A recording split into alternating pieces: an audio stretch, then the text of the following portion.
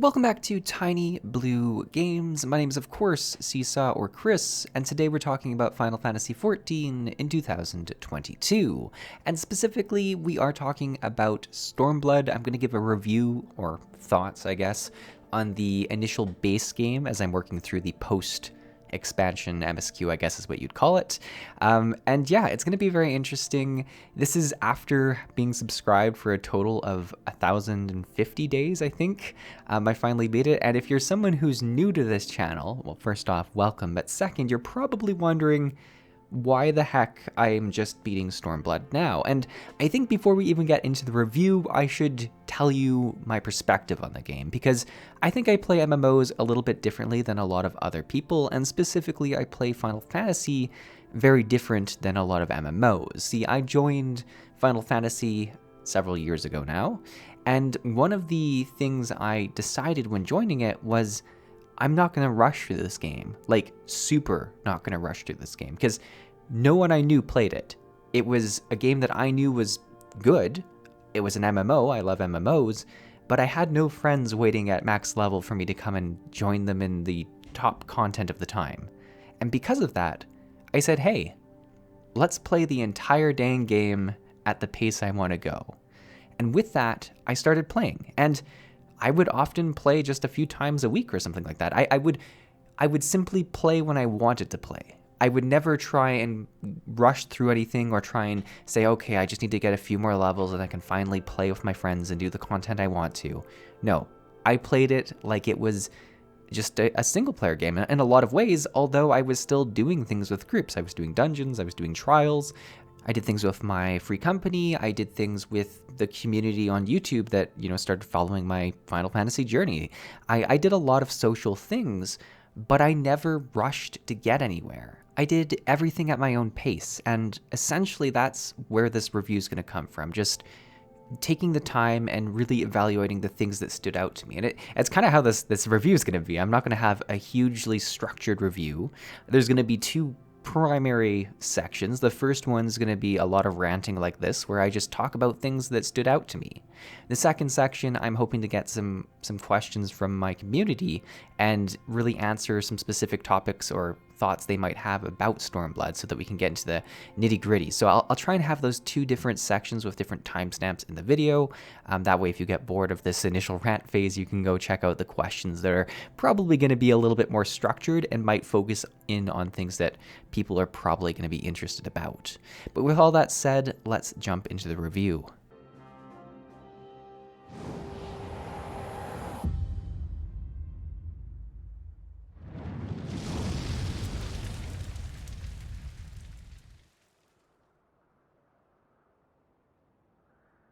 All right, so we're going to kick things off with the ranty review phase. Once again, this is going to be stuff that just stood out to me. It's not meant to summarize the entire expansion. It's not meant to capture every moment of the expansion. It's meant to focus in on what I thought Stormblood did really well, what I thought was special. All that said, if you haven't played through Stormblood, I would probably not watch this video and go play through it first, because there are going to be spoilers ahead, so there you go. But let's talk about it, the initial setup of the expansion. A lot of political stuff, not quite as much as ARR, but, there's political reasons why the Scions have to go, and none of the alliances can help until the end. And it's interesting because it always kind of seems to be that case, even, looking at Heavensward. There's a reason the Scions have to go and check things out first, and yeah, so there's some political tones for sure. I was concerned at the start of Stormblood because it seemed like there was a lot of politics, and there is, but I was concerned that it was going to be very similar to ARR, which I found less engaging, but a lot of that has to do with the actual content you're doing. The specific quests in ARR were quite dry, whereas I think Stormblood had politics, but it was interesting, it was engaging, it was always with interesting things to do with your character. The other thing that I've really come to enjoy with Final Fantasy expansions, and this is something that I've actually talked about with the most recent Guild Wars 2 expansion, I like how Final Fantasy has a subsection of their main characters that are the focus for the expansion. So in this one, I'm trying to think. You have Alphino, Alize, Yustola, Kryl, Lys. Gegetsu, Yugiri, and Tataru, essentially. I think that sounds like a lot of characters, but it's actually trimming down quite a few characters that could be coming. And they're kind of the main people that you see going. And even from that, you have a much smaller section of people that are, in the action the whole time. For instance, Alize, someone that was very lightly touched on in the first two parts of the game, is definitely brought to the front. Same with Lise, obviously. This is the Lise story in a lot of ways. And it's interesting because we're really thrown, a mystery card with Lise at the start of all this, at the end of Heavensward, or at the end of the post-Heavensward campaign, and we're not sure how to feel about Lise. But if there was one character that had a strong character progression through the entire expansion that you actually felt emotionally connected to in some ways, I think it's Lise. Because Lise is returning to, and returning to people that she needs to kind of champion, that she needs to lead, and she's in no way ready to lead at the start, but by the end of the expansion, with her interactions with the different people, with Commander Kemp, with Lord Hien, you believe that she's learned a lot. You believe that she's come into herself, because at the start she was ready to fight. That was always there. There was always passion. There was always anger. There was always, ready to jump into the brawl without necessarily thinking. But it's that thought process, that strategy, when to fight. That's what was learned throughout the entire expansion. I think that's what's so interesting with her character development, is that you really feel like it had enough time to develop. Whereas a lot of other games, I think they try to do this character development. We see this in WoW all the time, but it's simply not long enough, or enough cutscenes, enough story for us to believe it. Whereas in this case, we really did see it. So that's kind of the setup for things that really talks about the characters we're going to be looking at. The first part of the expansion, we go over to El Amigo, I think, or like the right side of the map that we're kind of used to. And I thought at the start that's all we were going to go, because essentially it felt very similar to Heavensward, where we went to the left side of the map that we hadn't gone to yet, and this time we were going to the right side of the map. So at first that felt very normal. We went there, we checked out all the people that were in that area, Ralger's Reach. That's where we talked to Pippin, Roban, so some other characters that we're used to. Roban in particular has quite a bit of history here that's touched on throughout the entire expansion, especially near the end. Actually, we learn a lot about his backstory, which is great. And it's interesting because he keeps getting a little bit of character development every expansion, and I feel like he just gets stronger and stronger, and I really do enjoy that. I feel like he's by far the figurehead from the first part of the game, the ARR, that I feel the most interest for, just because of the interactions he keeps having with the different expansions. But we see Pippin there, which obviously very related to Roban, and Commander Kemp. Commander Kemp, in a lot of ways, is kind of the role that Lise is trying to inherit. And he is the guide for Lise. He's the master, Lise is the Padawan, right? It's, such a trope in so many stories that you have this hero journey, and you have someone who must eventually pass the torch on. And usually it's because of unfriendly circumstances to the master, and that's kind of the case here. And I feel like it felt very organic in the actual story, and I think Commander Kemp was just a really good part of that initial kickoff. The big thing here, though, that I really want to touch on, and it's kind of early, is the villains. I think the villains is one of the best parts of Stormblood. I think the villains is one of the reasons I would put Stormblood and Heavensward on the same level, and it's because of the villains. Xenos, let's talk about Xenos first. Xenos is the primary villain in my eyes, and what we do in this expansion, that we do in some of the other expansions, but I think it's brought up a whole nother level, is that we have scenes where we see what Xenos is planning. We see conversations between Xenos and his allies, Fredola, Yotsuyu, and I'm sorry if I'm pronouncing these wrong, but we see those interactions, and we see how cruel he is to his fellow comrades. The other part of it is we get presented with the main villain of the expansion at the very start. So he attacks Ralger's Reach very early on and fights us 1v1. And he destroys us. we're put to shame. And it really puts it in perspective how powerful Xenos is, right? Like, it tells you early on, like, no, you can't just get to this guy and kill him. That's not how it's going to work.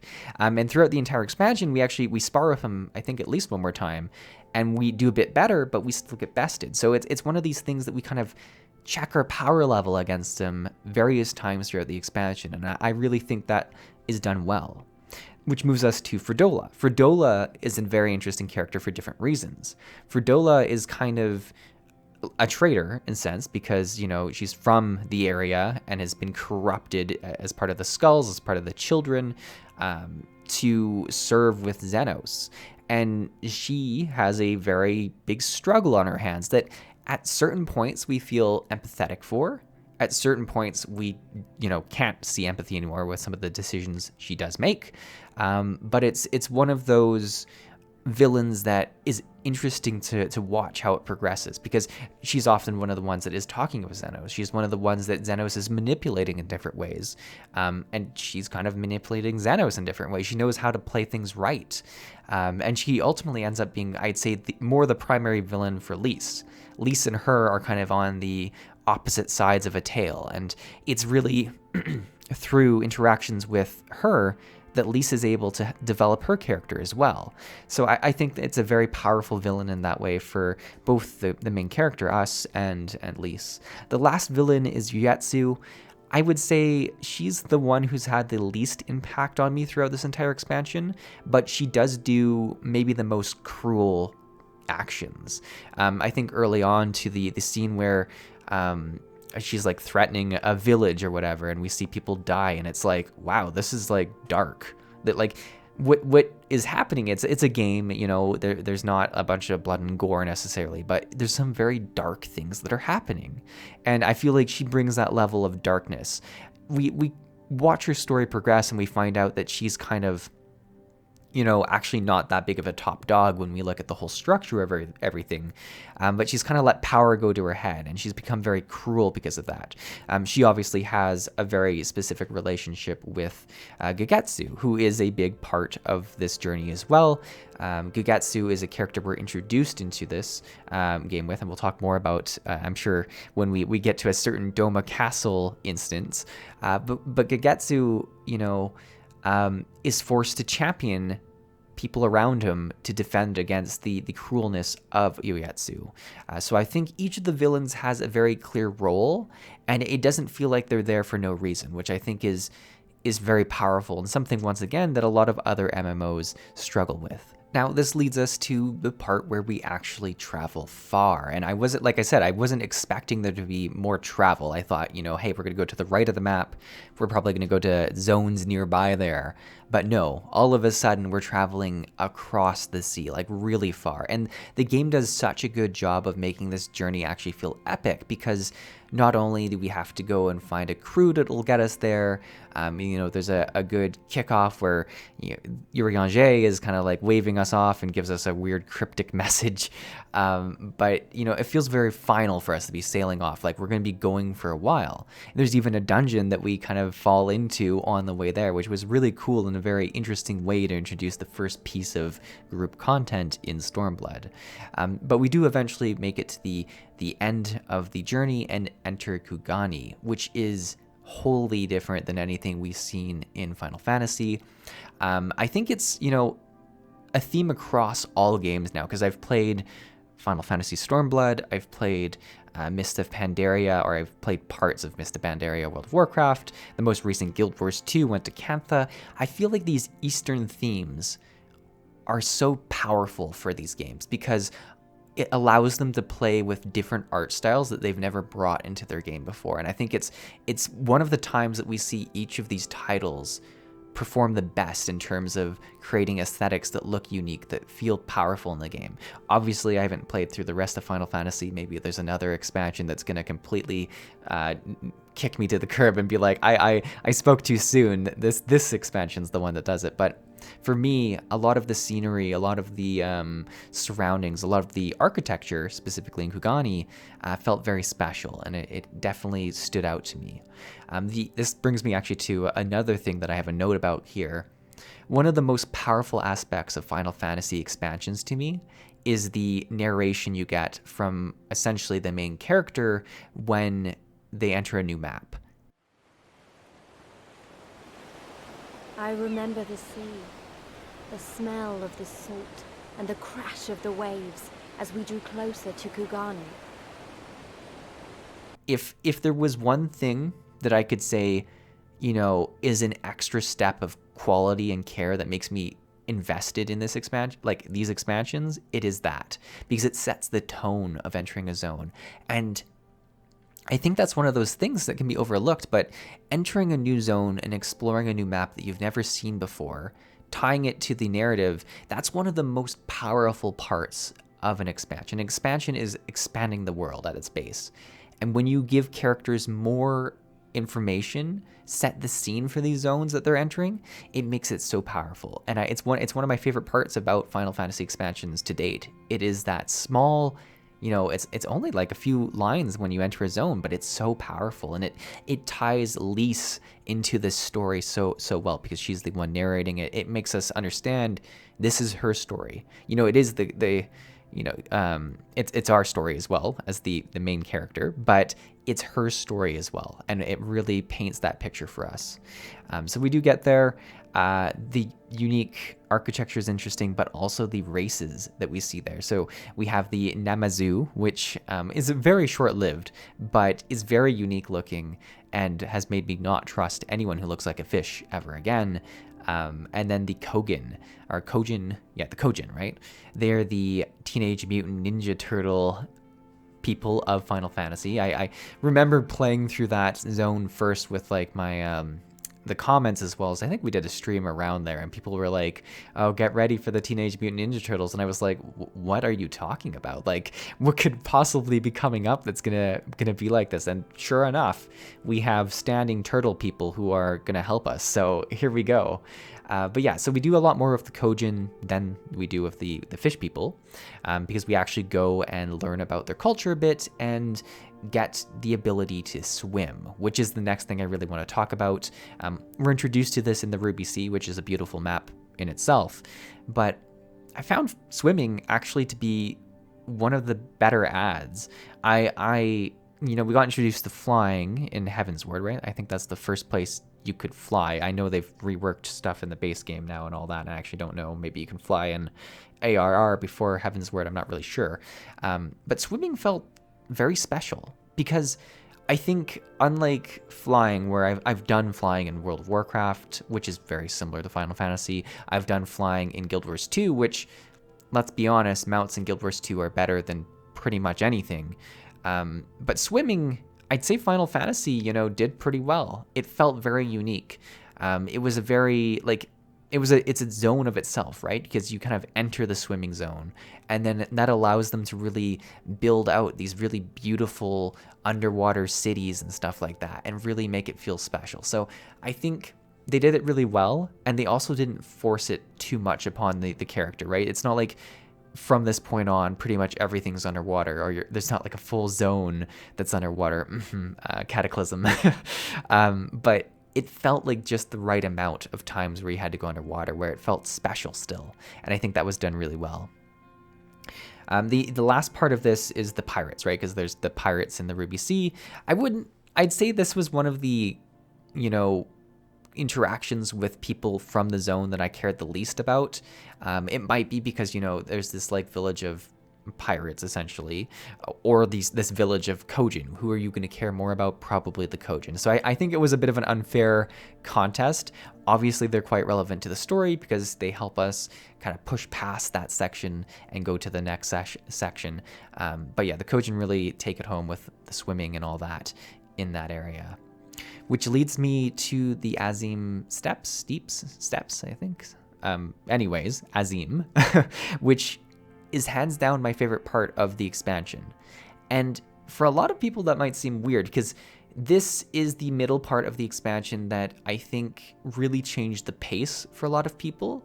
And it's a breath of fresh air that maybe wasn't taken as well in Heavensward for me, because I kind of compare it. I'm trying to think of where in Heavensward, but for me it really feels like where we do all those quests for the little guys with the heads, the kooples or whatever. I have no idea what they're called.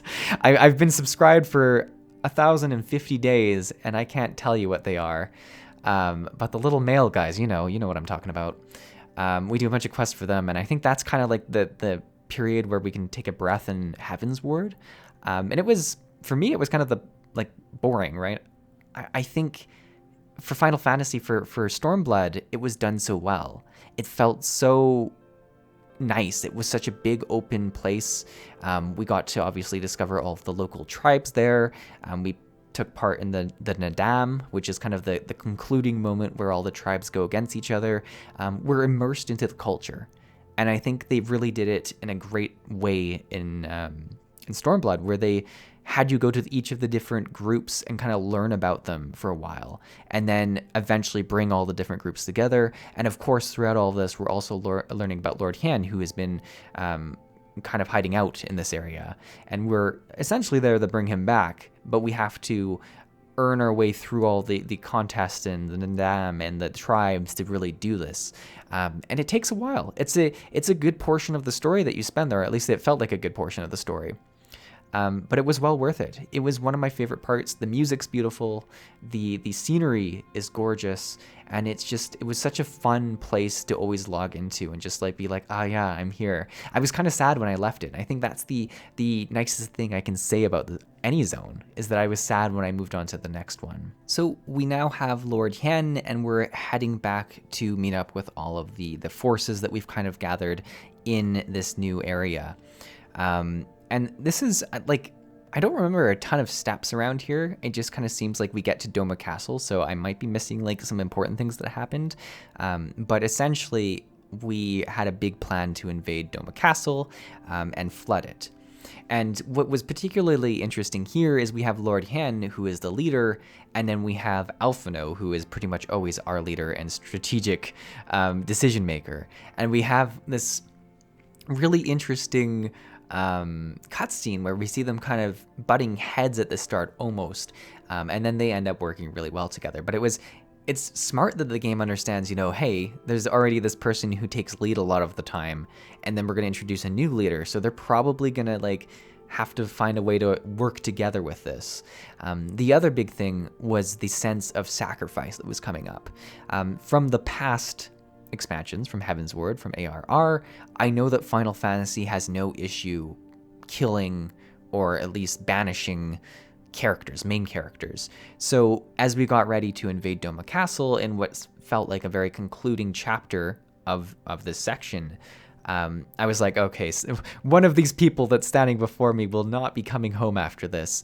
And I thought, honestly, it was going to be Lord Hien. I think it made sense that we'd go get him, that he was this champion for the people, and that he was going to sacrifice himself in some way. But it was Gogetsu, or at least that's what it seemed like at the time. And this is where I'd like to talk about Gogetsu, because Gogetsu is an absolute treasure of this expansion.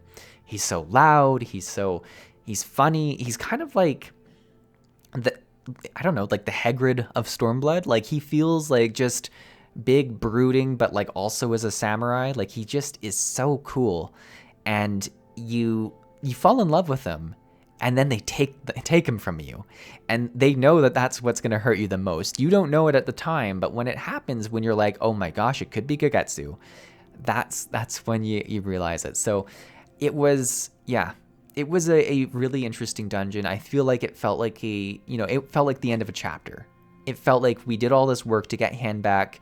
We finally succeeded in our attack on Doma Castle, but it was with costs. And that was, I definitely remember being at that moment and feeling how powerful it felt.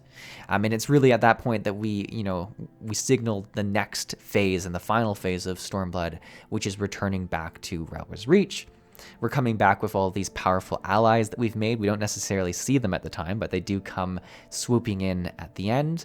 And we also have Estinian come back, which is, I think, one of the most... It was something that threw me off in the expansion initially. We just randomly saw Estinian, and I was like, wait, is this Heavensward, because I'm just so used to so many other expansions in MMOs, kind of being these sealed containers that are stories that stay on their side of the wall. But Final Fantasy, and I hope this continues, seems to really make the actions of the past expansion fit into the stories of the new expansion. It makes it feel like everything we've achieved, the things that we've learned, the characters that we met, are going to have a continuing role in the stories that are told going forward. And I think, some other MMOs could take a lesson from this. It's a way that you make Heavensward all of a sudden feel very impactful, because I was like, oh, I know who Estinian is. And he obviously does some pretty heroic things, but he never actually engages with our characters. It's not like he comes and steals the show or something. He's doing this on his own. And we get to see all these different chapters. And this is what makes this expansion feel like a novel to me, is that we're seeing all these different point of views and how they weave together. It feels like a well-executed story that combines all these different threads to make a whole narrative, and I really, really think it's powerful. So Estinian helps and then goes, and that leads us to the final fights. Now, the one thing I will say, and the final fights were great. They were fine. There was a dungeon, there was a trial. They were a lot of fun. I actually did them with people on stream in both situations, and they were some of the most fun content I've done, because I really enjoy doing those fights with people on stream, with different members of the community. But in terms of the conclusion, I'd say this is where things felt the weakest, maybe. Whereas Heavensward, I think, was the slow burning fire that absolutely burnt as bright as it could at the end, where we have Lady Dragonheart sacrifice herself, and then kind of just launches into the end, which is just very powerful and boom, boom, boom. I felt like all of this stuff happened in Doma Castle, and then this final fight was almost less of a thing for me, because we didn't have that big sacrifice anymore that we had in Doma Castle. And because of that, I feel like the end of Stormblood was maybe the weaker part.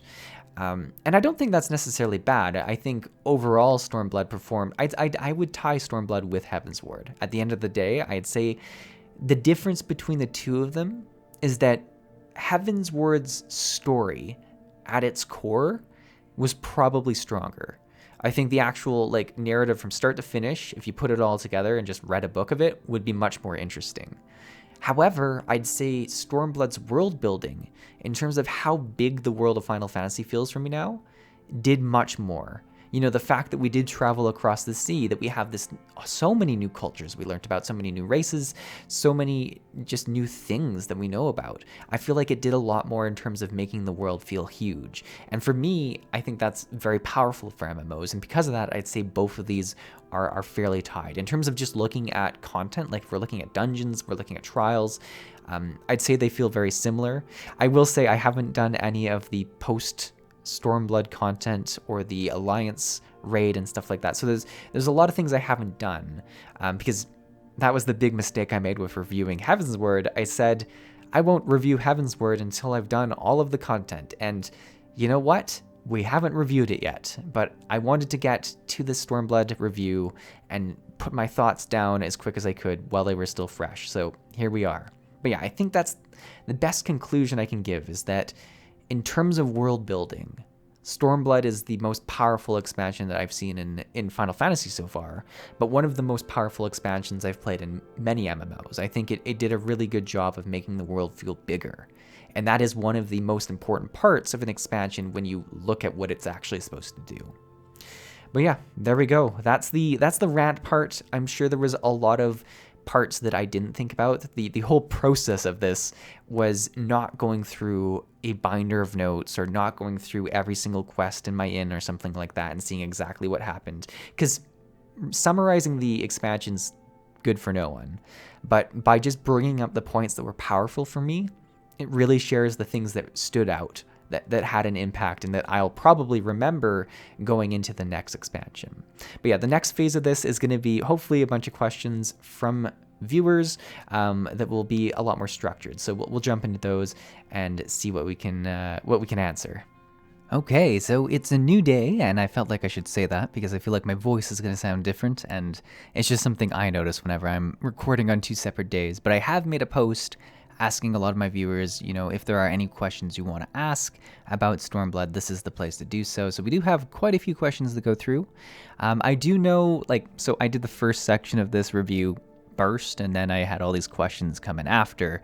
There's probably going to be some things that I repeat or that I've already kind of explained, and I'll try and keep them brief in the answers to the questions, but I do want to give the questions a full answer. So here we go.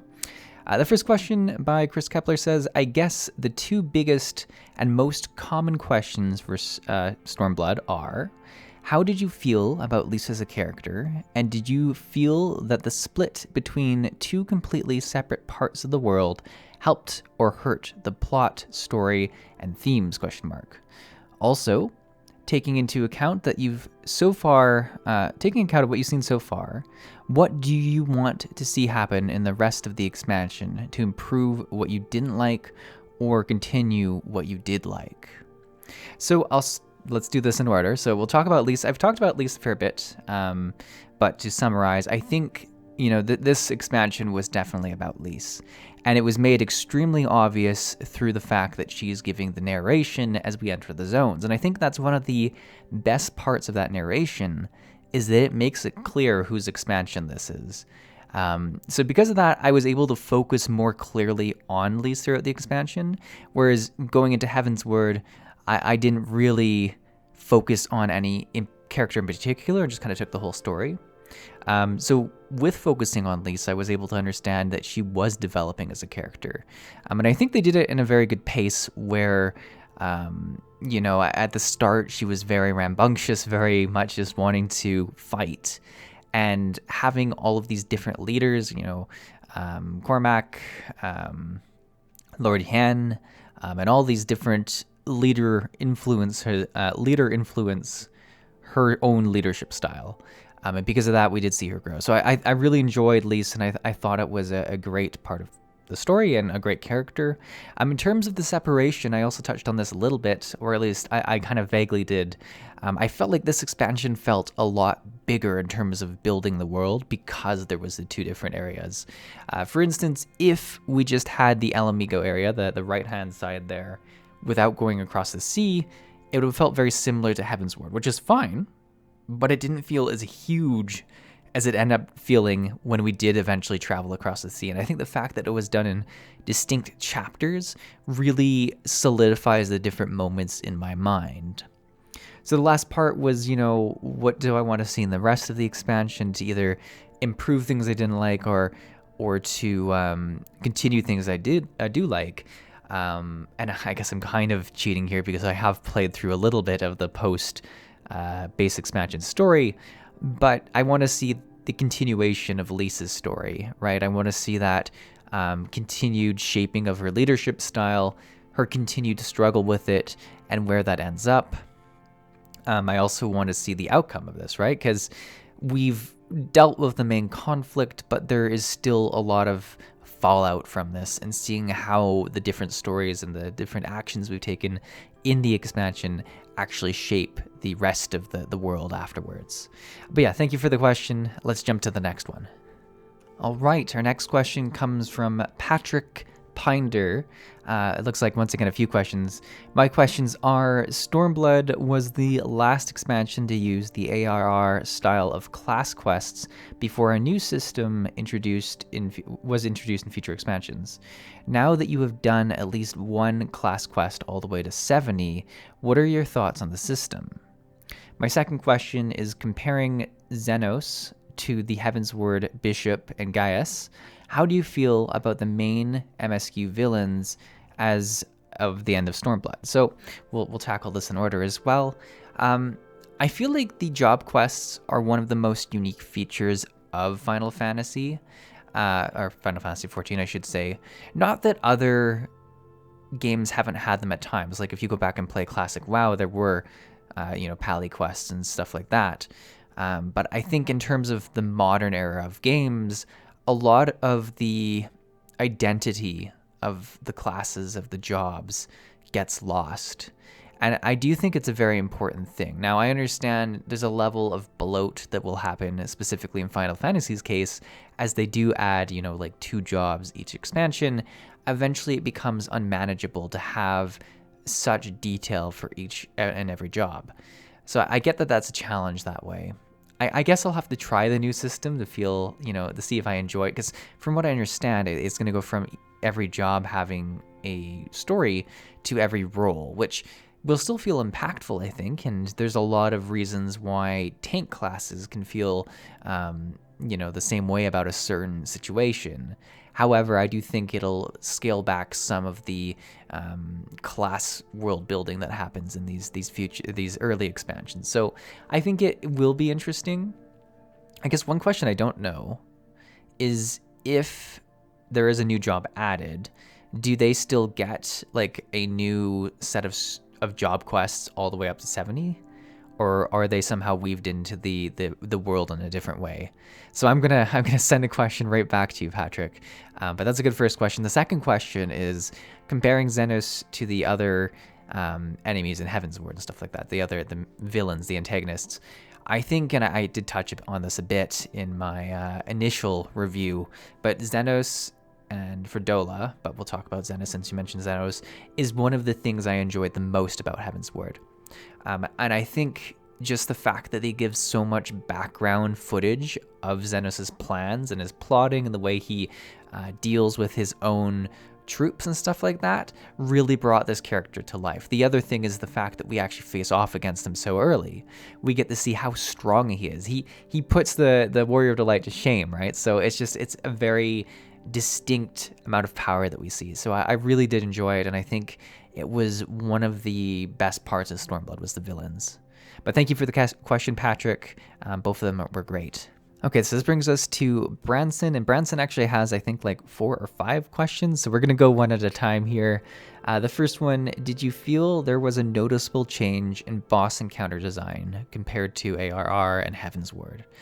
That's interesting because looking at my review, I actually don't really talk about instance content or dungeons and trials very much, which is interesting because I feel like if I was reviewing any other MMO's expansion, I'd talk all about the content that way. But the story definitely seems to be the thing that really shines to me when I'm talking about Stormblood. That said, there are some instances that do stick out. For instance, I think it's the one that's underwater. We get turned into like these little old ladies, and it was a mechanic that made me like just laugh when it happened, and it was so funny, and like it was really fun in the fight too, but it was something I was not expecting, so I think that felt very different.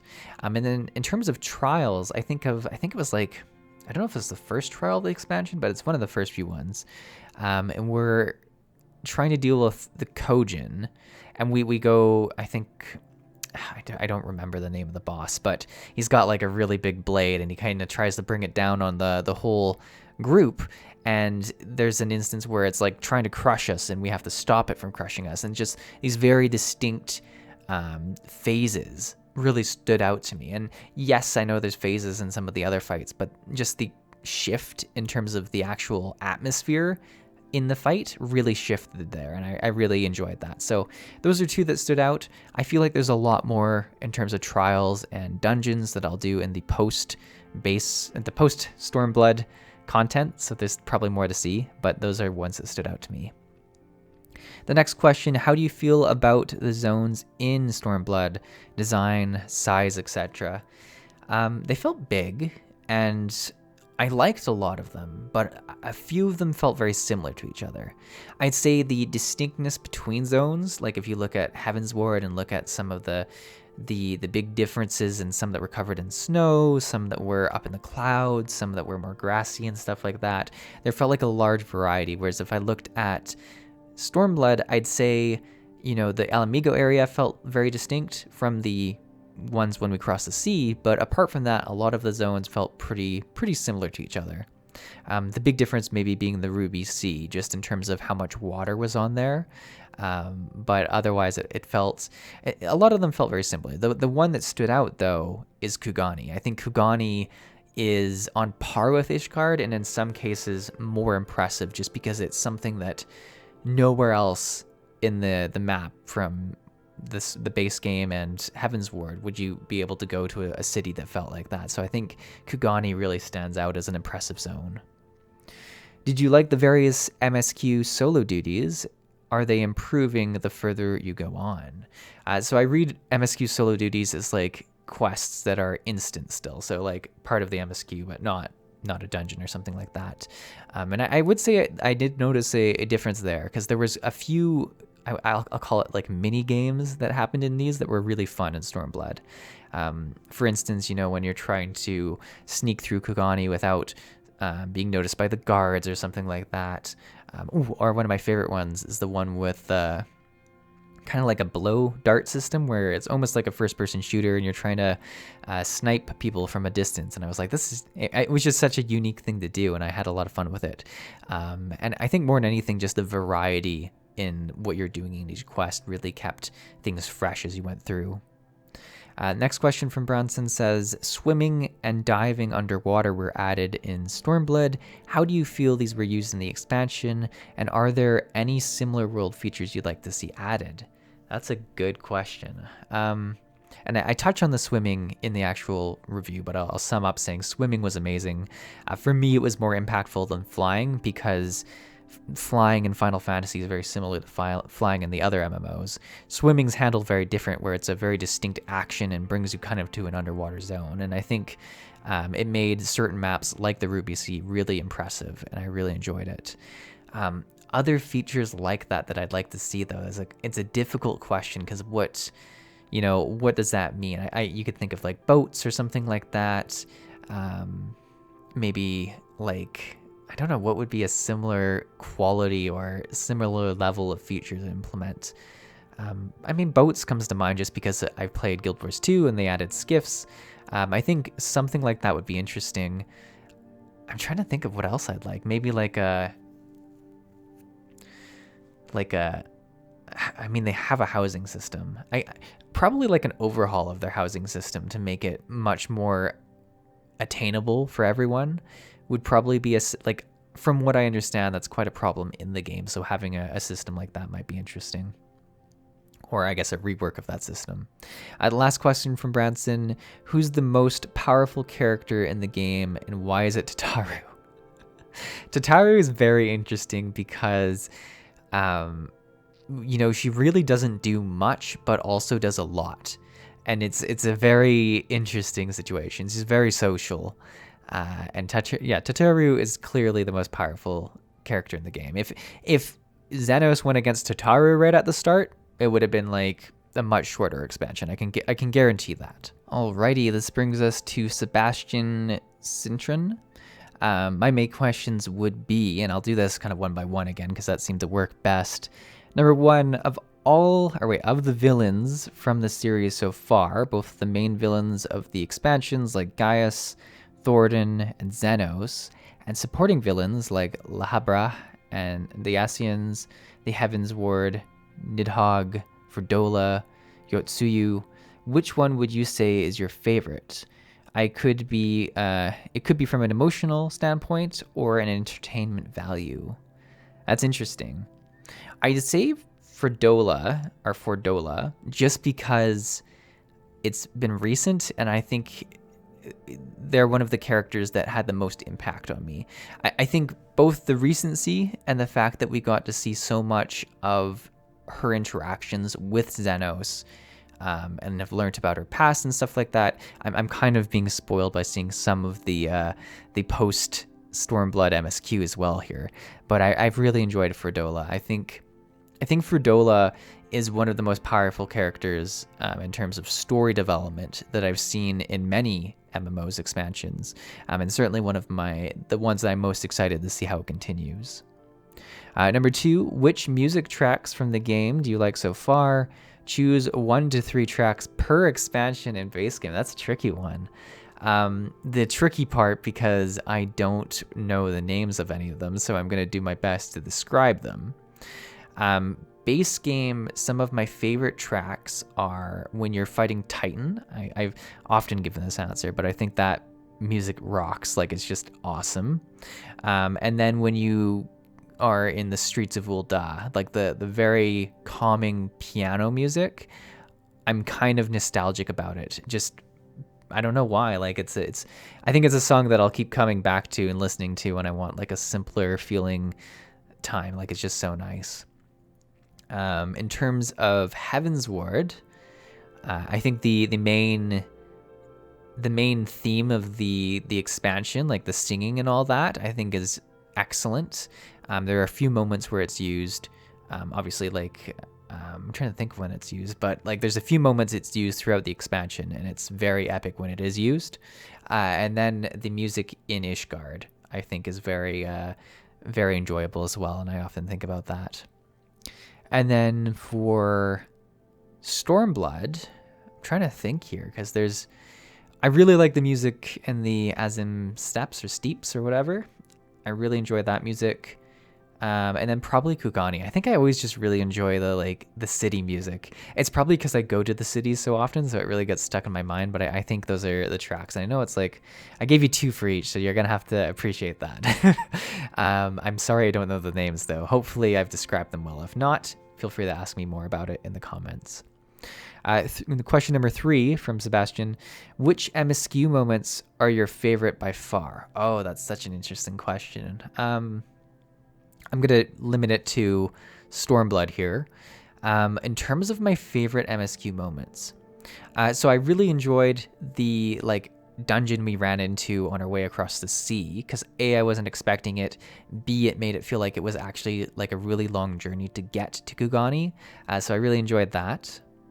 I really enjoyed how Estinian was just kind of woven very, very slightly into the Stormblood MSQ, just as a reminder of like the actions of the past expansion. It's such a little thing, but it really makes it feel like everything's tied together in some way. So I really enjoy that. And then I think that the biggest one was the possible loss of Gagetsu. And I knew that something bad was going to happen in the Dome and Castle invasion, but I didn't realize how sad I was going to be if Gagetsu was the one who was taken, just because he's so much fun. And I'm really happy how that kind of resolved itself too. So very good questions. Thank you, Sebastian. Okay, next question comes from Mega Kames. Just one question here, so we'll get right into it. It says, since Stormblood was the first expansion that no longer supported PlayStation 3, what kind of technical improvements did you see compared to Heavensward? It's a tricky question, because I don't really know what is actually more technically difficult for systems versus other ones. Things that stand out, I guess, would probably be like the underwater gameplay. I don't know if that was something that they could now do, just with like whatever graphics are needed to go in the underwater and make that kind of visual effect. I don't know what I'm trying to think of what else could be impacted by this. I'd say that the zones did feel much bigger, so maybe that was something that was adjusted, the actual scale of the zones. Like some of the bigger zones feel just massive, and have quite a few structures that are much larger, so I don't know if that's something that was impacted too. I think this is a question that the community probably could give me more answers on. What are some things that were that they were able to do in Stormblood because of this change? I would be curious to find out. But thank you so much for the question, Mega Kames. All right, and now we have Ferris, who's got 4 questions, so we'll go one by one again. The first question: did you like the Azim Steppe? That was probably one of my favorite parts of the expansion, and I kind of, when I was playing through it, I think some people said it was kind of like too slow, or some people didn't super enjoy it. I liked the slow pace, and I say this so much when I'm playing it. The fact that Final Fantasy has these moments that are lulls and are just really down to earth, you're learning about new cultures, you're exploring the land, really makes it so that the epic moments feel that much more pronounced. So I really liked the kind of break in the story that the Azim Steppe was.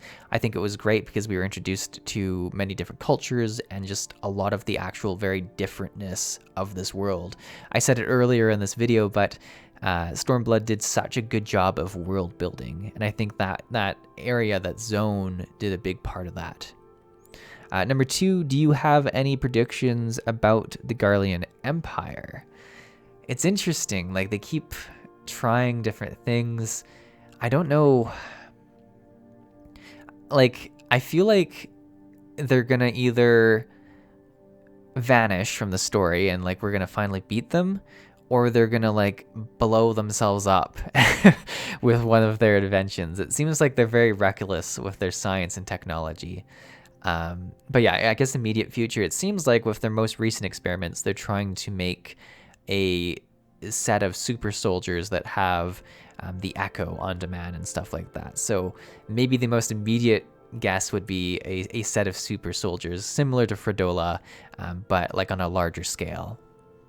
Number 3, how do you feel about Stormblood classes, mostly samurai? I'm actually trying to think of what else was added, but the samurai was a lot of fun. I think the samurai, okay, so I was coming from the Dragoon to do the samurai, and because of that, they're both melee jobs, so there's not a huge difference there. But even then, the difference in their playstyle felt very unique. With the samurai, you're always trying to build these specific stickers, and you're trying to fight in this specific way, and you have some attacks that are charged up but do a lot of damage, which I think is a lot of fun. I would say I thought it was quite enjoyable, but I would say I enjoyed the the Dragoon stories, like the quests, a bit more. And that's maybe just because I really enjoy the stories for the Dragoon. But yeah, the samurai was fun. It was definitely fun. It was definitely a very fun play style. I just thematically, I'm more of a Dragoon than I am a samurai, if that makes sense to everyone. Number 4, what character did you like the most in this base expansion? It's a good question. I think my favorite character from the whole expansion is Gegetsu. He's just a lovable character. Like, he's written to be like a lovable character. He has his high moments, he has his low moments, and he has moments where you think he's gone. So I think he kind of has it all, and he's definitely a good anchor in terms of characters throughout the entire expansion. But thank you for your questions, Ferris. We'll move on to the next one. All right, so lastly, we have Sonic Rose with, I think, 3 questions, so we'll do it one by one again. What was your favorite location in Stormblood? I'd say my favorite, it's between the Azim Steppes and Kugani. I'd say overall Kugani, just because, like I say, it's completely different than every other city. It's got a very different vibe. I love that it's along the coast, and I love the different elements woven into the city. It's also got a jump puzzle front and center that I'm kind of too scared to approach again. So it's kind of got it all there, and it's got some fun music as well.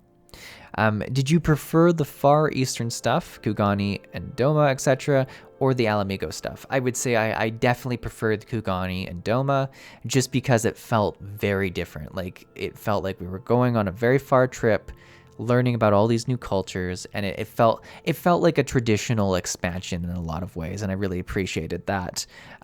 It felt like a bigger expansion in some ways than Heavensward or just the Alamigo stuff, even though they're just as much expansions. And then lastly, favorite Stormblood dungeon so far. I would say my favorite one was the underwater one. It was a lot of fun. I'm trying to remember, that's where the old lady fight was. And then it was just a very beautiful entrance to kind of see where the dungeon was and all that. It was definitely, and I think that was not required by the MSQ, and I often find the ones that aren't required by the MSQ end up being the most interesting, because they kind of have this story with them and this more of this mysteriousness to it. So I don't remember the name of it, but that would be my favorite one. You can see I should have spent more time looking up facts before entering into these questions. But yeah, that's the last question. I really enjoyed doing this. I think if I do future reviews, I'll definitely have more of this question and answer section. Hopefully it wasn't too much repeated from the first part of this video to the second part of this video. Hopefully you enjoyed this review. I'm excited to jump into the post-Stormblood MSQ. I've already started a bit, and then even more excited to finally start Shadowbringers soon. But thanks for watching. If you enjoyed the video, toss it a like. If you're new to the channel, consider subscribing, joining us for a journey. But either way, thanks for watching. I'll see you in the next one.